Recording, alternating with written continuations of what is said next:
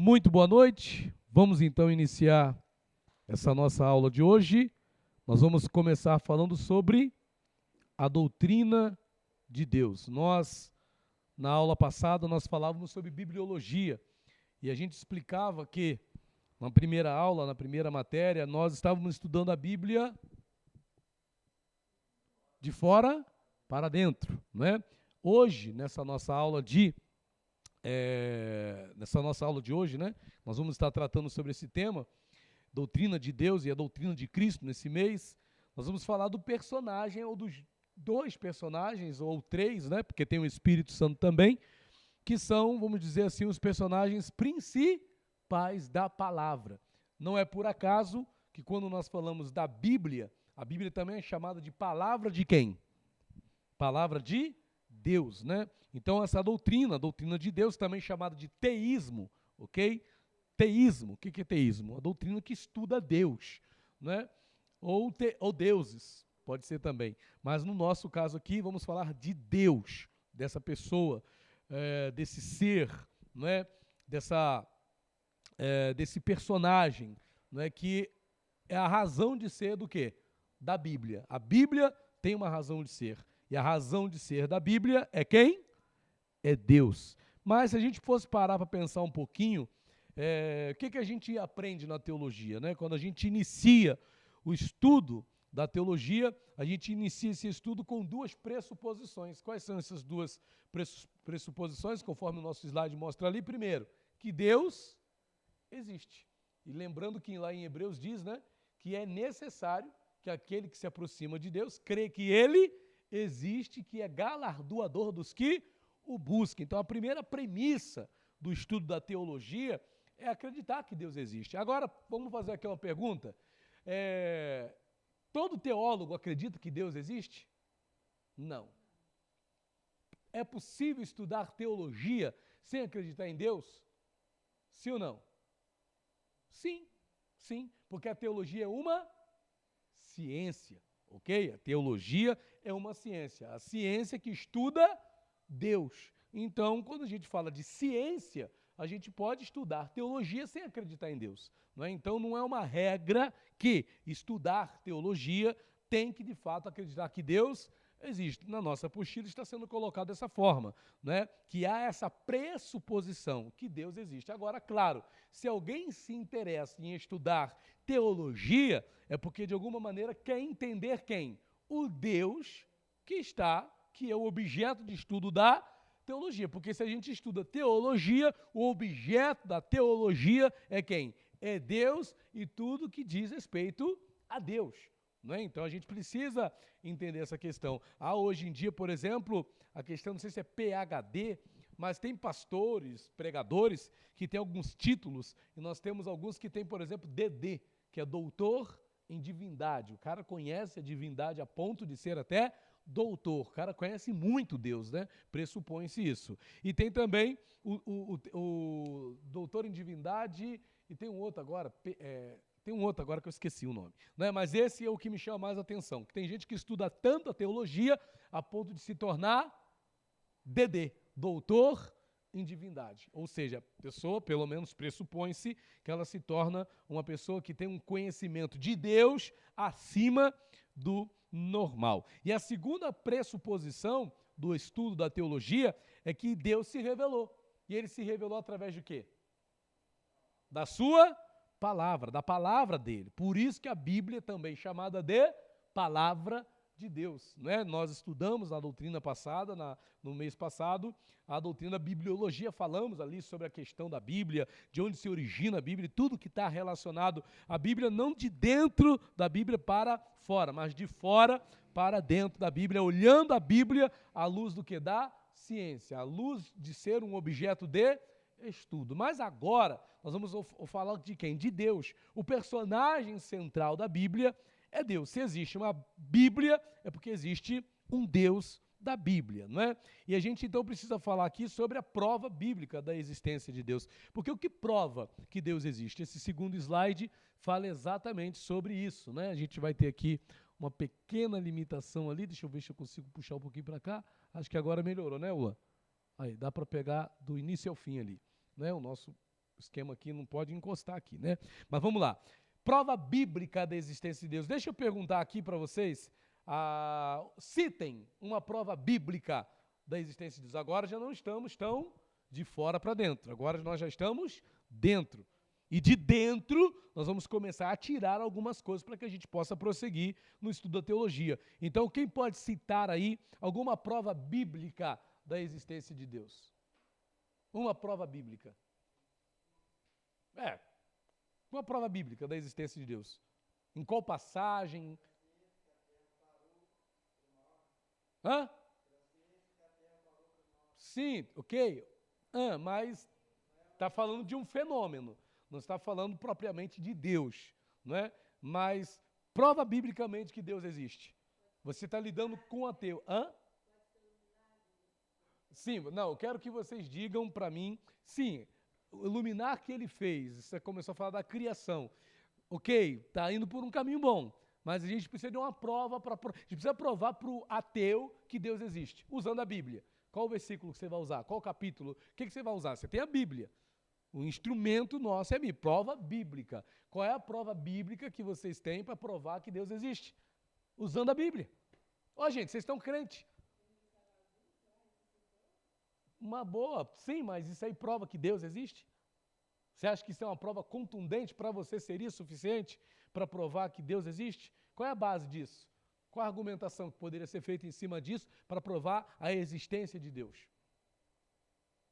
Tem que falar alguma coisa. Aí vocês têm que começar a pensar. Teologia é para mexer aqui com os neurônios da gente, forçar uma reflexão para que a gente possa dar um parecer. Como é que eu provo biblicamente? Se vocês dissessem, por exemplo, no princípio criou Deus os céus e a terra, quem criou?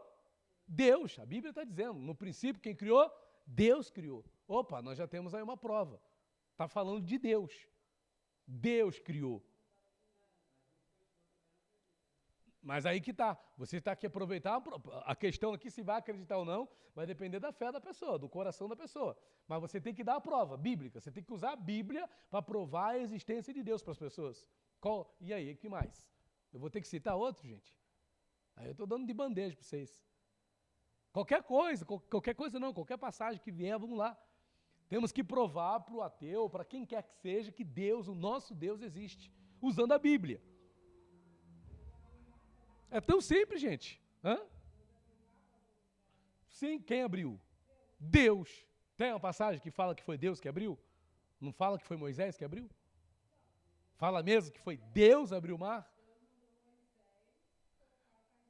Mas existe uma passagem que diz que Deus abriu o mar? Sim ou não? Sim, nos Salmos tem ali uma referência que Deus abriu o mar. Mas a gente tem que ter essa me prova que foi Deus que abriu. Porque a gente lida com isso, gente. Lembre-se que nós estamos no mundo pós-moderno. Nós precisamos provar tudo que a gente fala. Se a gente não tiver prova contundente, convincente, infelizmente tem pessoas que para a gente ganhar, e detalhe, tem pessoas que mesmo ouvindo falar, e no princípio criou Deus, a pessoa ainda assim não acredita que Deus existe. Então a gente tem que ter muita questão em relação a isso. Bom, para nós então, a existência de Deus, está no slide, é a grande pressuposição da teologia. Não há sentido em falar-se do conhecimento de Deus, se não se admite que Deus existe. Embora a verdade da existência de Deus seja aceita pela fé, esta fé se baseia numa informação confiável. E essa informação confiável está onde? Na Bíblia, na palavra de Deus. O cristão aceita a verdade da existência de Deus pela fé. Mas esta fé não é uma fé cega, mas é fé baseada em provas. E as provas se acham primariamente na Escritura como a palavra de Deus, inspirada e secundariamente na revelação de Deus na natureza. Nesse sentido, a Bíblia não prova a existência de Deus, mas quando a gente olha para a natureza, a gente não precisa, então, propriamente dizendo, da Bíblia para provar que Deus existe. A própria criação já é uma prova da existência de quem? De Deus. Tem um cantor, Neil Armstrong, eu não sei se é Neil Armstrong, não sei se o nome é esse, acho que estou falando o nome do astronauta, mas alguma coisa Armstrong, aquele que é What a my soul, what a né? Wonderful Wonderful World, um mundo lindo, uma coisa assim. Aí tem um vídeo. Ele fala do quê? Da beleza do mundo, da criação. Essa música fala disso, da beleza da criação. Ora, quando a gente olha para a criação, a palavra fala o quê? Que os céus e a terra proclamam a glória de quem? De Deus. Então a própria natureza, de alguma maneira, ela pode ser para nós um sinal que Deus existe. Então a gente pode usar a natureza. Porém, a Bíblia não vai por esse caminho. Qual o caminho que a Bíblia vai? A Bíblia vai mostrando coisas acerca de Deus, os feitos de Deus, as ações de Deus para provar que Deus existe. De fato que a Bíblia não está preocupada em provar a existência de Deus. Ela simplesmente narra as ações de quem? De Deus. Ela simplesmente narra os atos de quem? De Deus e daqueles que creem em quem? Em Deus. É por isso que quando nós falamos de fé em Deus e na existência de Deus, nós não podemos ter isso apenas cegamente. Precisamos apresentar provas. E o que a gente observa, gente, é que muitas das vezes o argumento, eu estava ouvindo um vídeo de um determinado blogueiro que tem uma influência digital, e ele falando por que ele deixou a igreja. E uma das razões que ele apresentou foi que ele já ouviu muitas passagens, a pregação que o pastor pregava, ele já conhecia há 37 anos. E o pastor estava falando ali, pregando uma coisa que ele, já ouviu várias vezes, que ele já leu várias vezes. Acabou que aquilo perdeu o sentido. Conheci um pastor que falava sobre carne de vaca. O que é carne de vaca? É algo que se torna simples. A pessoa de tanto ouvir, ela vai perdendo, aquilo vai perdendo a importância. Já conheço aí. Com os milagres de Jesus. Hoje, quando prega dos milagres de Jesus, de novo o pastor vai pregar isso. Né? Se eu perguntar para vocês aqui que são filhos, a gente sendo que é filha de um pastor, criada na igreja, quantas vezes ela já ouviu o pastor pregando a mesma passagem? Muitas vezes, mas está aqui. Mas tem gente que não. A pessoa, já ouvi isso aí, se cansa. Tem gente que não permite que a palavra se renove nela. Então a palavra começa a perder o sentido para a pessoa. Então quando a gente fala de provar a existência de Deus, nós temos que ter Bíblia, temos que ter conhecimento para falar isso. Então se eu pedisse um trabalho a vocês hoje, provem biblicamente que Deus existe. Para trazer na próxima aula. E aí, o que vocês fariam? Me tragam esse trabalho. Me provem biblicamente que Deus existe. Uma página só. Vamos lá. Eu vou ter que falar de novo, gente. Você acha que é uma pressuposição, gente? Não, mas faça isso. Me traga aí um trabalho escrito. Me prove. Pelo menos 5 versículos provando a existência de Deus. 5. Isso. Esse é o trabalho. Me trazer 5 versículos que provam a existência de Deus. Para a gente discutir.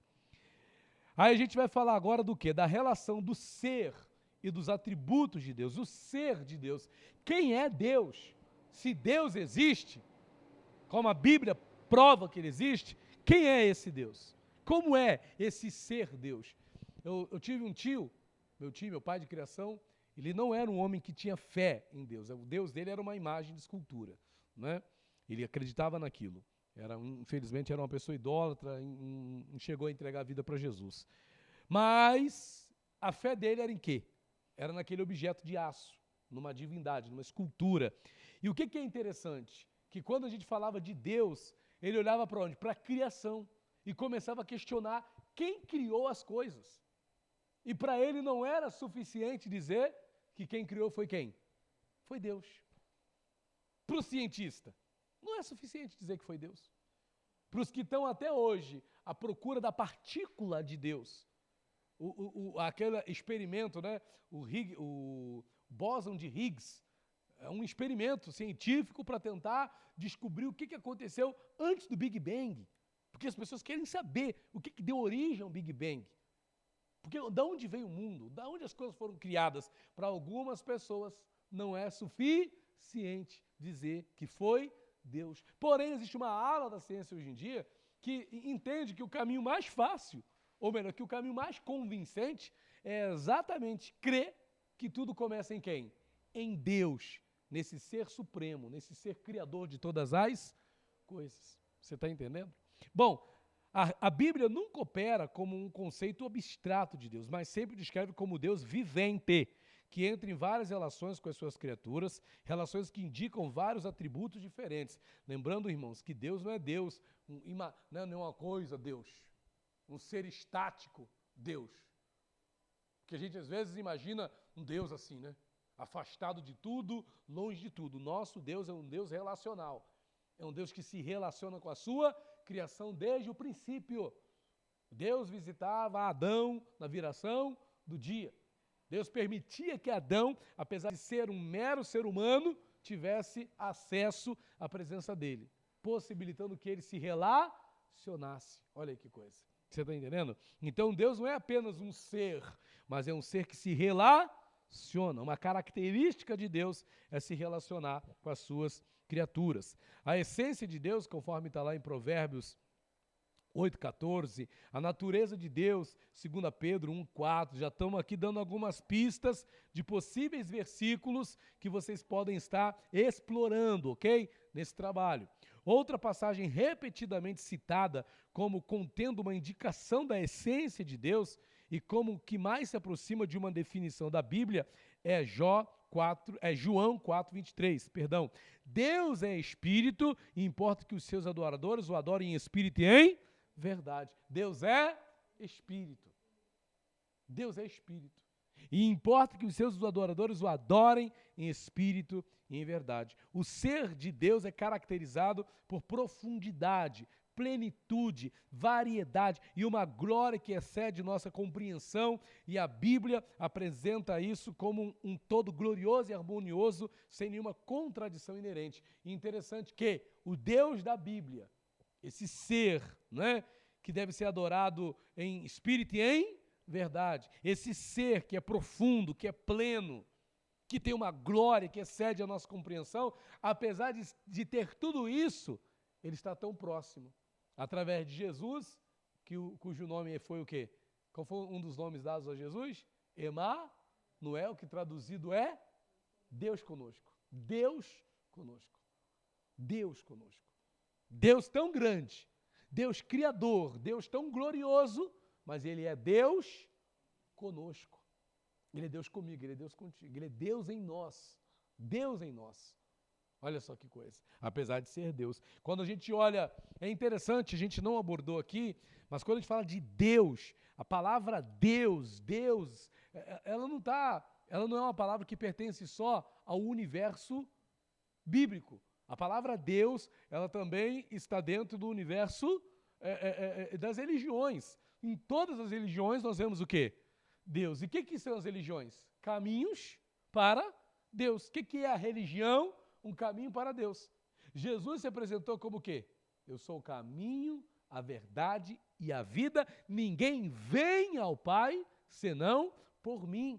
Então Jesus se apresentou como o caminho até quem? Até Deus. Ele é o caminho até Deus. Alguém quer ir a Deus? Ele diz, ninguém vem a Ele próprio, né? Porque Ele é Deus, ninguém vem ao Pai. Ele está se colocando ali. Ele é o Pai, Ele é o Filho, está ali.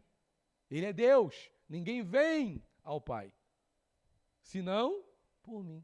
Então Jesus é o caminho para Deus. Existe uma religião verdadeira?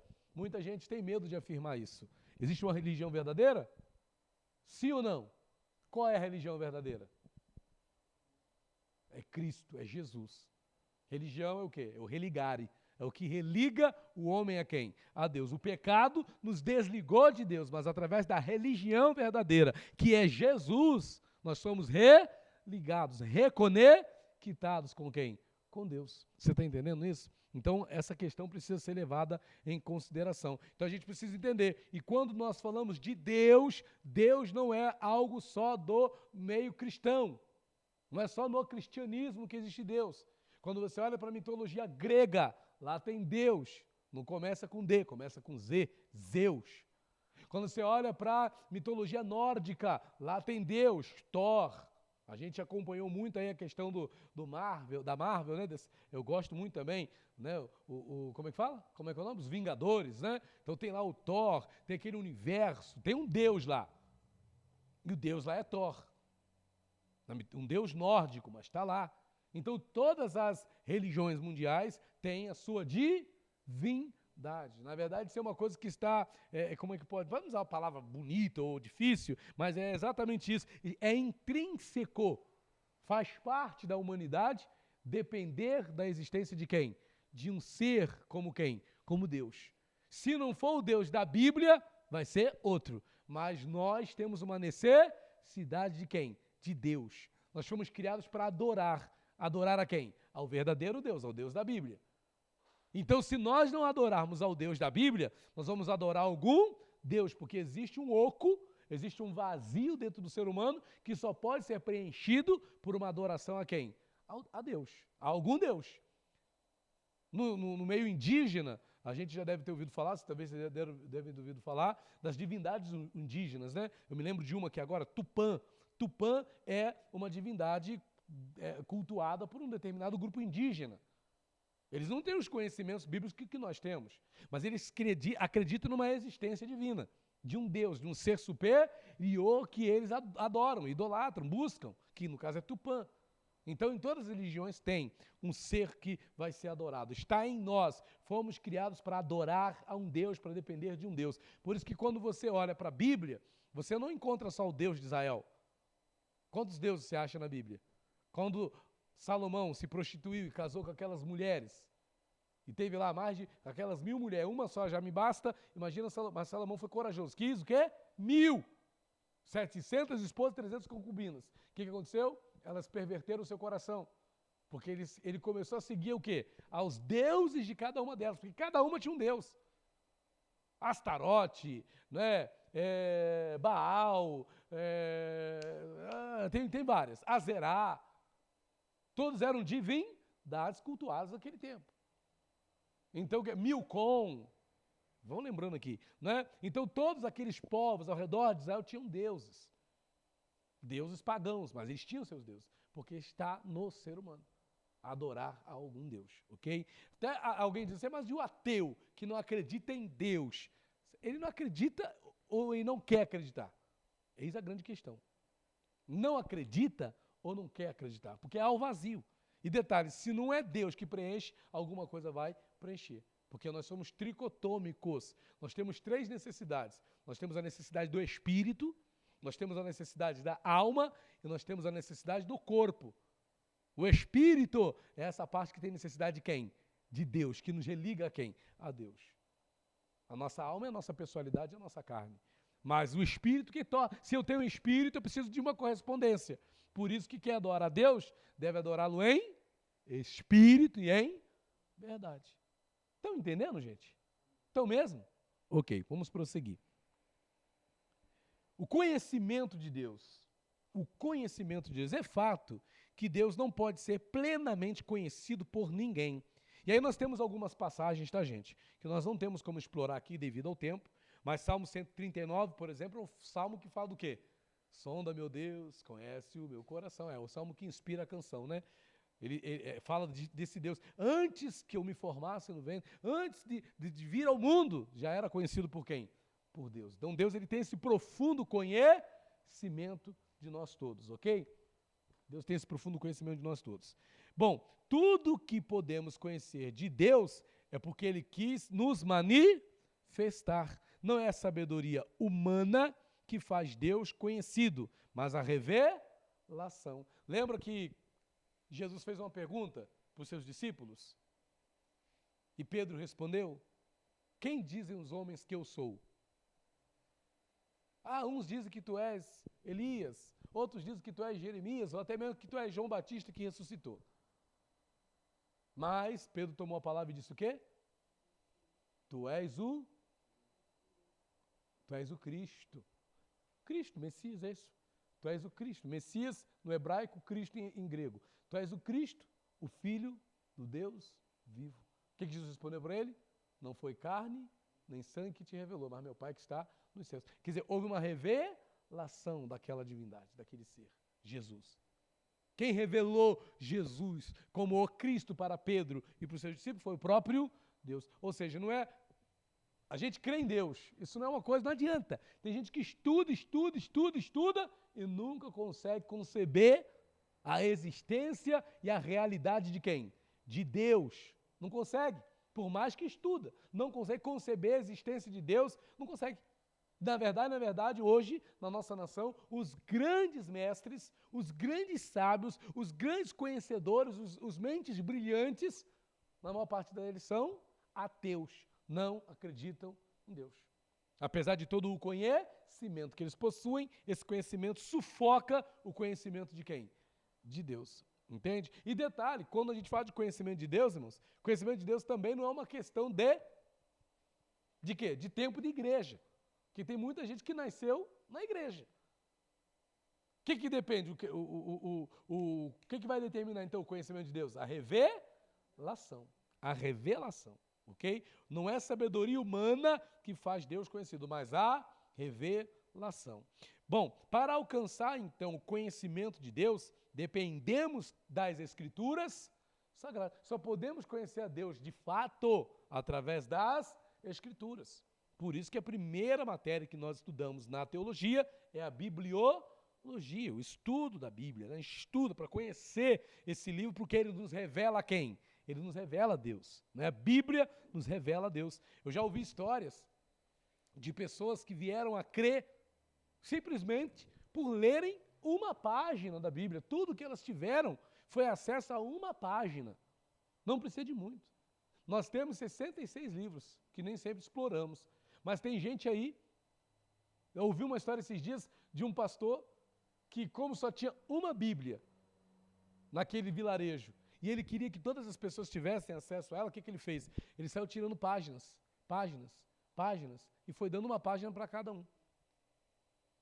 E aí ele avisava, vamos ler na semana que é a página tal. Aí aquele irmão vinha com a página dele. Cada cristão era uma página da Bíblia. Então era muito bacana isso, né? Então as pessoas participavam. Por quê? Porque elas tinham, era o que tinha.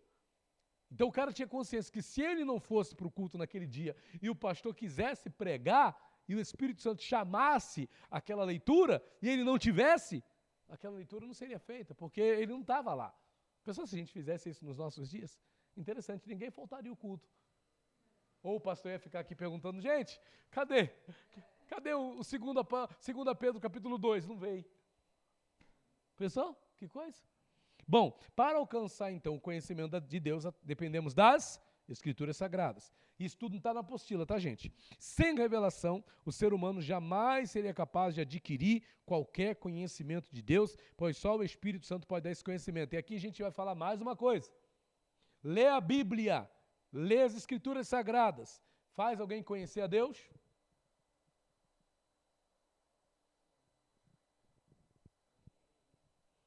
Como disse no início, tem gente que estuda teologia e não crê em Deus.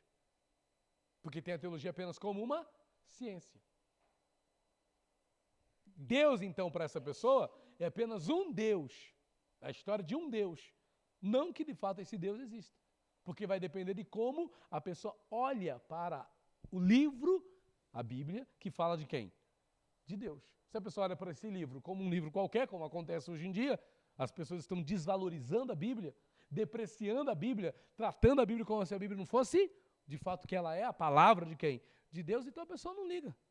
O que está ali não tem nenhum valor. Se a Bíblia não tem valor, o Deus da Bíblia vai ter? Não. Então, se o mundo descredibiliza a Bíblia, então também vai descredibilizar quem? Deus. Se a gente não conhece a Bíblia, não vamos conhecer a Deus. Não é? Agora, não é só conhecer a Bíblia, precisamos da revelação. E a revelação é obra de quem? Do Espírito Santo de Deus, ok? Sem revelação, o ser humano jamais seria capaz de adquirir qualquer conhecimento de Deus, pois só o Espírito Santo, mediante a revelação, pode dar esse conhecimento, segundo de lá 1 Coríntios 2:11, né? Deus nolas revelou pelo seu Espírito. As coisas que os homens, né, que o homem não viu, não subiu o coração do homem, Deus nos revelou pelo seu Espírito. Mas por que conhecer a Deus? Não é? Por que conhecer a Deus? O conhecimento de Deus se faz necessário porque é só conhecendo o objeto da nossa adoração, o alvo, o objeto fica pesado, vamos colocar alvo, né? O alvo da nossa adoração, que saberemos como nos relacionar corretamente com Ele, como obedecê-lo e como adorá-lo. adorá-lo. Então nós precisamos conhecer Deus. E eu pergunto, você conhece a Deus? Você lê sobre Ele, ouve sobre Ele, escuta dele, mas o conhece? Essa é a grande questão. Não é? A gente, muitas das vezes, ouve, e detalhe, vou falar aqui, me incluo. Eu posso estar falando de teologia aqui, mas posso ser alguém que não conhece a Deus. Lembra que Jó falou? Os meus olhos, aliás, eu te conhecia só de ouvir falar, mas agora, os meus olhos, o que ele está querendo dizer isso? Ele recebeu uma revelação, que ele não tinha antes. Apesar de Jó viver uma vida reta, íntegra, né? Uma vida, vamos dizer assim, socialmente agradável, ele não conhecia a quem? A Deus. Ele ouvia falar de Deus. E muita gente no nosso mundo ouve falar de Deus, mas não conhece a Deus. Não sabe quem é Deus. Então nós precisamos nos esforçar para ter esse conhecimento. Então eu acredito que quando você se entrega, qual é a possibilidade? Que estudando a teologia, você possa aumentar gradualmente o seu conhecimento de Deus. Então eu diria que estudar teologia é para quem? É para quem quer conhecer mais de Deus. Eu quero saber quem Deus é. Eu quero ter mais intimidade com Deus. Por isso que eu vou estudar. As pessoas não entendem isso. Para que estudar teologia? Para conhecer mais a Deus. Para saber quem Deus é. Para se aprofundar num relacionamento. As pessoas não entendem. Você já parou para perceber? Deixa eu fazer esse comentário. Qual é a crítica que se faz à teologia? Por que muita gente não estuda teologia? Esse pastor, eu não tenho teologia. Aqui eu tenho o Espírito Santo. O Espírito joga tudo na conta do Espírito Santo. É o que a gente mais ouve, infelizmente, no meio pentecostal, no qual eu também estou inserido. Faço parte desse meio. Me declaro pentecostal. Mas, irmãos, pentecostal sem conhecimento é bagunça. Pentecostalismo sem conhecimento é bagunça. E detalhe, uma das melhores bíblias de estudo que tem é exatamente a Bíblia de estudo pentecostal. Você está entendendo? Então as pessoas confundem as coisas. Não é porque a gente é cheio do Espírito e fala em línguas que a gente não precisa estudar, gente. A teologia fortalece. Um grande pastor, não vou citar o nome dele, mas um grande pastor muito conhecido, que já pregou grandes mensagens. Esse homem ouviu Deus falar uma vez com ele. Ele acabou de pregar e no movimento. Não estou dizendo que não tem que ter esse avivamento. Glória a Deus, que Deus se faça presente na casa. Mas ele foi lá, deu aquele, né, provocou aquela arruaça, segundo ele estava cheio de Deus, e aquela coisa toda, e ppp, e papapá, e poder, e... Quando acabou o culto, Deus falou com ele, pergunta para aquele rapazinho ali, o que ele aprendeu no culto? E aí, irmão, como é que foi o culto? O que você aprendeu hoje? Ó, o que eu aprendi eu não sei, mas ó, estou cheio da presença de Deus. Aí perguntou, por que você aprendeu hoje? Ó, o que eu aprendi eu não sei. Emoção sentiu. Mas o que aprendeu? Irmãos, raízes não vem de emoções, não, é de aprendizado. Tem que estudar. É difícil. Ninguém diz que é fácil. Estudar, refletir, pensar, analisar. Essas coisas dão trabalho. Mas são estas coisas que te ajudam a crescer na graça e no conhecimento do nosso Senhor e Salvador Jesus Cristo. Então a gente estuda. Ah, mas os apóstolos não estudaram teologia. Quem foi o mais poderoso dos apóstolos? O mais poderoso dos apóstolos. O que mais ganhou almas. O grandão de todos. Que é o maior de todos os apóstolos. Paulo. Muito obrigado. Paulo. Foi criado aonde? Aos pés de Gamaliel.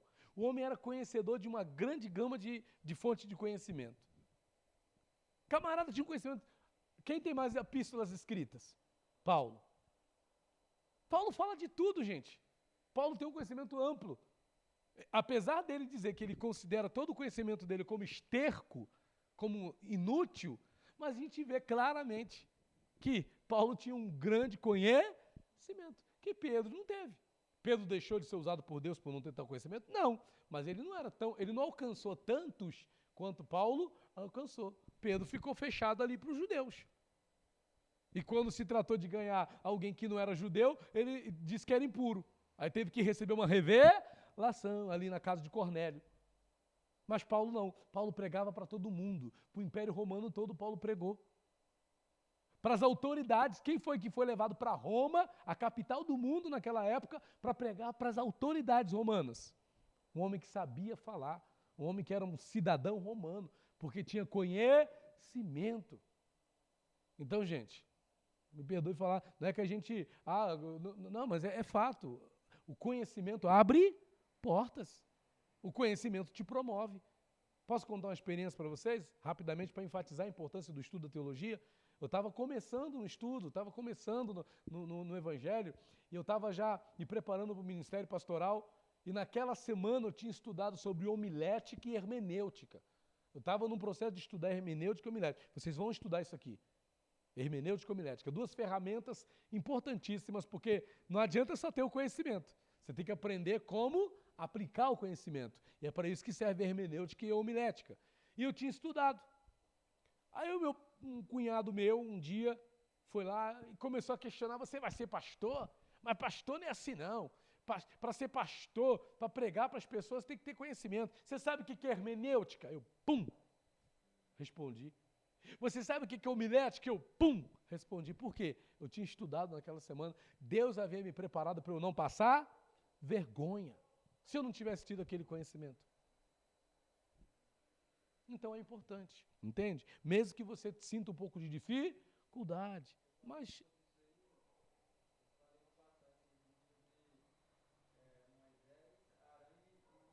Moisés, Arão e Miriam.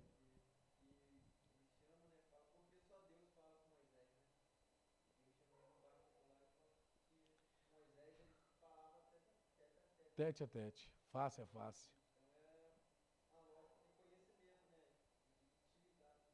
Que Moisés conquistou, que Arão e Miriam não tinham. Então, conhecimento pode abrir portas. Bom, mas para que conhecer Deus? Já respondemos, né? Conhecer a Deus se faz necessário, porque só conhecendo a Ele, nós vamos saber de fato como nos relacionar corretamente com Ele, como obedecer e como adorá-lo da forma que Ele realmente quer ser adorado, né, gente? Bom, agora vamos falar aqui de provas tradicionais da existência de Deus. Quais são essas provas tradicionais da existência de Deus? Segundo os seguintes argumentos. Isso aqui é teologia, mais profundamente, porque a gente vai falar de apontamentos teológicos. Tem 5 argumentos, gente, 5 argumentos. O primeiro é o argumento ontológico. O segundo, o argumento cosmológico. O terceiro, o argumento teleológico. O quarto, o argumento moral. E o quinto, o argumento histórico. Primeiro, o argumento ontológico. O que é a existência de Deus à luz do argumento ontológico? O que é isso? Vamos lá. Este argumento diz que o ser humano tem a ideia de um ser absolutamente perfeito e que a existência é uma característica essencial da perfeição. Ou seja, um ser, para ser perfeito, tem que existir. E esse ser perfeito seria Deus. Se ele existe, então ele é Deus. Eu considero que é um argumento, de certa forma, interessante, né? Porque Deus, ele existe. Só porque ele existe, ele é Deus. Só que tem uma questão a mais aí. O que é isso? Deus, ele existe sempre. Não é que Deus existe hoje. Nesse sentido, é que Deus existe sempre. Quando Deus passou a existir? Quando Deus passou a existir? Quando Deus vai parar de existir? Sempre eterno. Ele não tem início nem fim. Ele sempre existe. Isso é um argumento ontológico. A existência de Deus contínua. Deus sempre existe. Deus nunca deixou de existir. Aí, mas como assim? Tem gente que faz umas perguntas, né? Difícil de responder. Como assim? Da onde veio Deus? Deus é Deus. Ele é a própria existência dele mesmo. Ele existe. Sempre existiu. E nunca vai deixar de existir. Então, uma característica essencial da perfeição, ou seja, um ser, para ser perfeito, tem que existir. Mas existir hoje? Não. Existir sempre. O nosso Deus existe sempre, ok? Temos aqui, então, um argumento cosmológico. Sabe o que eu faço, o Luan e os demais aqui presentes? Quando eu pego uma parada assim, uma parada dessas, um argumento desse, por exemplo, sabe o que eu faço? Eu vou lá no YouTube, eu coloco lá, argumento ontológico, quero saber mais sobre isso. Vou me aprofundar. Pensou se eu pedisse um trabalho sobre isso? Gente, eu quero um trabalho sobre o argumento ontológico. Pensou? Getsemane, se eu pedisse mais um, a cara da Emily, né? Bom, vamos falar agora então do argumento cosmológico. Declara este argumento que tudo que existe no mundo tem uma causa. Sendo assim, também o universo inteiro, o cosmos, deve ter uma causa. E uma causa infinitamente grande. Portanto, essa causa seria Deus. Ou seja, o argumento cosmológico é o quê? Nesse sentido. É o que afirma que o cosmos veio a existir a partir de quem? De Deus. A razão de ser do cosmos é quem? Deus. Deus criou os céus, a terra, as estrelas, o cosmos, tudo que há é criação divina, é criação de Deus e prova a existência de quem? De Deus. Ok, gente? Então, argumento cosmológico. Argumento teleológico. Esse argumento afirma que todo o universo, uma ordem, uma inteligência, uma harmonia e um desígnio. Este argumento afirma que todo o universo tem uma ordem, uma inteligência, uma harmonia e um desígnio ou objetivo.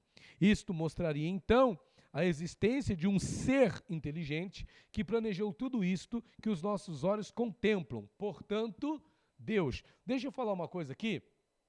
Para algumas religiões, não seria Deus o nosso Deus da Bíblia. Porque o que difere o meu Deus dos outros deuses? Que o nosso Deus tem uma fonte, da onde nós o conhecemos. E essa fonte é a palavra de Deus. Então o nosso Deus é oriundo da onde? Da Bíblia Sagrada.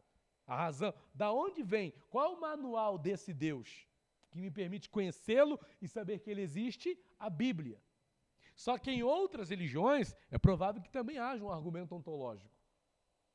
Porque para algumas religiões eles têm lá um Deus que também sempre existiu. Que tem uma origem eterna. E que nunca finda. Se bem que quando a gente olha para os deuses da mitologia, por exemplo, a gente vê deuses que começaram e morreram, né? E agora para pensar, Deus morre? É um negócio engraçado, né? Mas é o que a gente vê, né? Outro argumento, gente. Deixa eu passar aqui o próximo slide. Outro argumento interessante é o argumento moral. Argumento moral. O slide está lento aqui? Ah, tá. O argumento moral. O que diz o argumento moral? Diz este argumento que o reconhecimento pelo ser humano de um bem supremo e sua busca do ideal moral exige e necessita da existência de um Deus que converta esse ideal em realidade. Então nós dependemos de quem? De Deus até para ter um padrão correto, né, nesse sentido, de quê? De moralidade, um comportamento.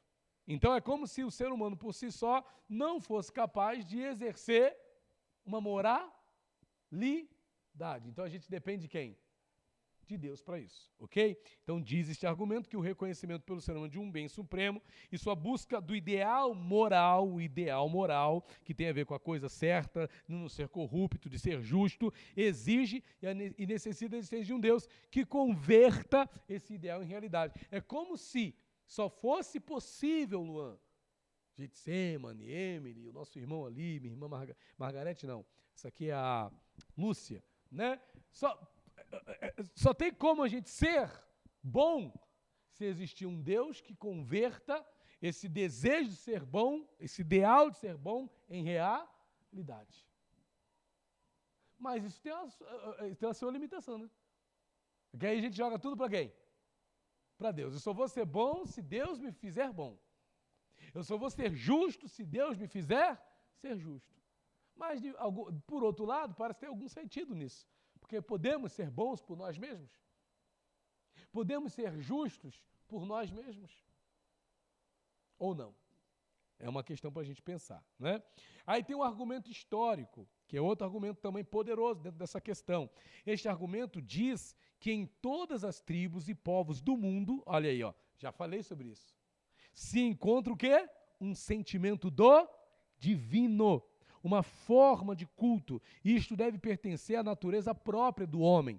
E se a natureza humana tem essa inclinação para a adoração religiosa, isso só se explica com a existência de um ser superior que deu ao ser humano uma natureza religiosa. Deixa eu falar agora para vocês, irmãos. Apesar de parecer que esses argumentos se adequam a quê? A questão bíblica somente, não. Esses argumentos são científicos. Então, quando eu falo voltando aqui, quando eu falo do argumento ontológico, é um argumento científico. Quando eu falo do argumento cosmológico, é um argumento científico. Quando eu falo do argumento teleológico, é um argumento científico. Só que, aqui na aula, aqui no nosso estudo, estamos apontando tudo para quem? Para o Deus da Bíblia. Mas, como eu já disse, esses mesmos argumentos podem ser aplicados a outras divindades, se o cara estiver estudando isso aqui em outra religião. Entende isso? Então vamos lá, continuando. Da mesma forma, o argumento moral, da mesma forma, o argumento histórico. E se a natureza humana tem essa inclinação para a adoração religiosa, e por que nós temos essa inclinação para a adoração religiosa? Nós somos tricotômicos. Temos o quê? Espírito, temos alma e temos corpo. Por que temos uma inclinação religiosa? Por causa dessa parte do espírito. Hoje, até na psicologia, se convém aceitar o quê? Essa parte espiritual. Hoje não se despreza mais. Nós somos um ser biopsicossocial e espiritual. Não é biopsico, acho que são 4. Biopsicossocial, moral e espiritual. Acho que é isso. Mas tem o espiritual. Biopsicossocial, moral e espiritual. Isso nos conjuga. Isso é o que somos. Não dá mais. Já houve um tempo que tentaram matar a parte espiritual do ser humano. Viram que é uma burrice fazer isso.